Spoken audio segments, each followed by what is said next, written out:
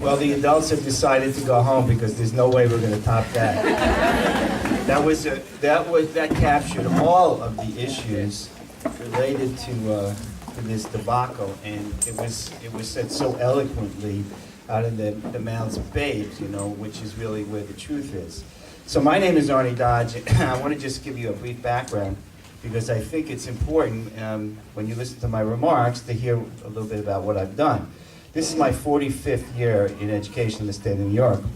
I started out as a teacher, I was a department chair, I was assistant principal, I was a principal, I was a director, assistant superintendent, and a superintendent, and now I am associate professor and head of a department at a university. So, I'd like to know if Mr. Cuomo can tell me what his educational credentials are.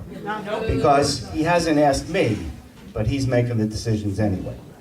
So it is so frustrating for us who've been around for a while to see the great love that we have, which is to educate children, being so abused by the politicians and the very wealthy people. So I'm going to make some remarks today that are somewhat global in nature and somewhat scientific in nature, because I think that's important as well. I have visited countries around the world and tried to examine their education because I was very interested when the politicians would say, why can't we be more like Finland? Why can't we be more like China? So I went to Finland and I went to China. And I visited Finnish schools in particular because they are usually number two on the list of schools when you compare schools around the world. So we went to the schools and said to the teachers, what's the miracle? And the teachers said, would you people from America stop asking that question because there's no miracle here. And you know what? There was no miracle because I've been to a lot of schools on Long Island and they're as good or better than the schools I saw in Finland. The difference is that Finland has 4% poverty. Finland's teachers are highly regarded, much like doctors and lawyers. Finland has 4.5 million people in the whole country. I grew up in Brooklyn. There were 4.5 million people on my block. So you really have to say that is fraudulent information to compare us to Finland.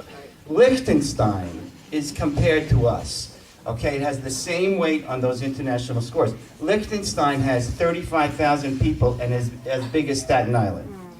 So how can you compare 300 million people across this vast country and say, well, Liechtenstein might be doing better than us? And then finally, let me tell you about Shanghai. I visited Shanghai schools. Shanghai is one of the richest places on earth. It's Beverly Hills on the water. And I was at a conference with Bill Gates, and he had on the PowerPoint, he said, aren't we embarrassed that we don't do as well as Shanghai, as if that represented all of China?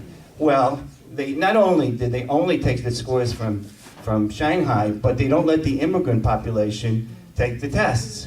So think about that.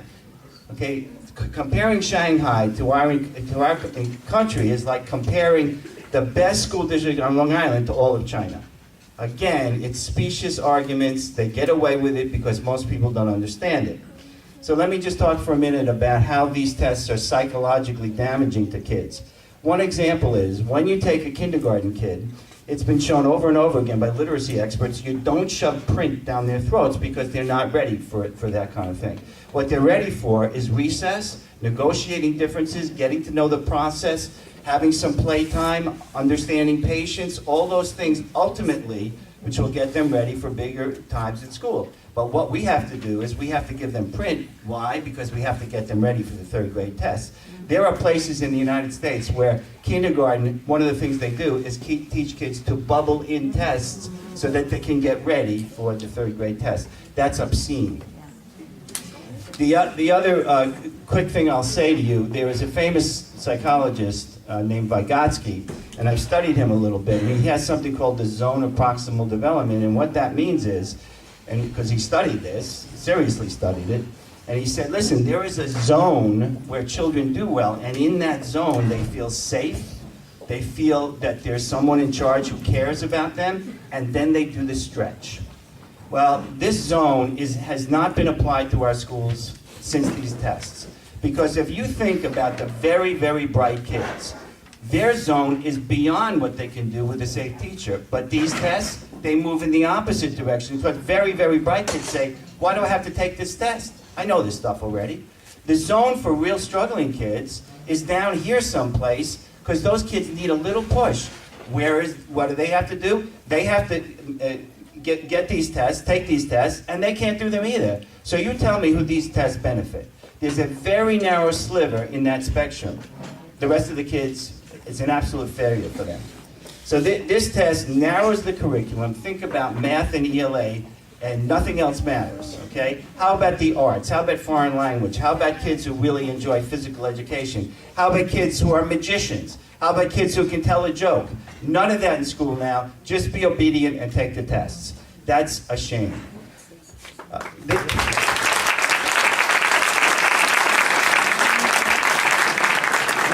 Another quick piece of science. Validity simply means that when you give somebody an intervention, whatever that intervention is, it should show you what they can finally do.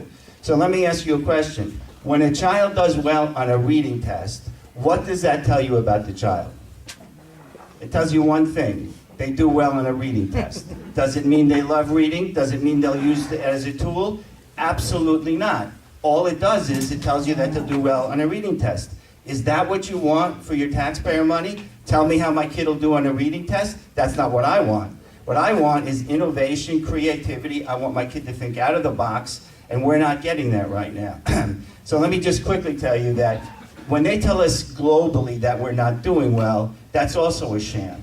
I want you to know that there is an index, a very important index, that generally business people and organization heads around the world take a survey. It's called the Global Talent Index. And it's an index of how the people in a country do on very important entrepreneurial things, innovative things, and creative things in their lives. In 2011, the United States was #1. China was number 33. In 2015, the United States again is predicted to be #1. China made big strides. They'll be 31. So don't tell me that we don't have innovative, creative kids. If we want to sap them of that, keep this regime going, and we'll never be up in that global talent index. So,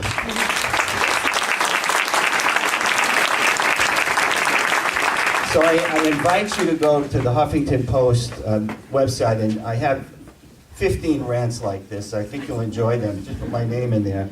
So one of the things that I've done recently, Jeanette asked me, said, why don't you talk about this one? And here it is quickly. One of the articles I wrote was needed in school, 140 characters. So this is what I said in the article. Schools have become dry, lifeless places. The system is invalid. We eliminate kids who have character and are characters, okay? Because we don't want either in our schools anymore. Kids should not be afraid to express themselves. Kids, that's the last thing you should do. And I also will tell you, kids should not be afraid to make a mistake. You know as well as I do, you learn from your mistakes. You don't learn being perfect on something. This idea that quest for perfection is absurd.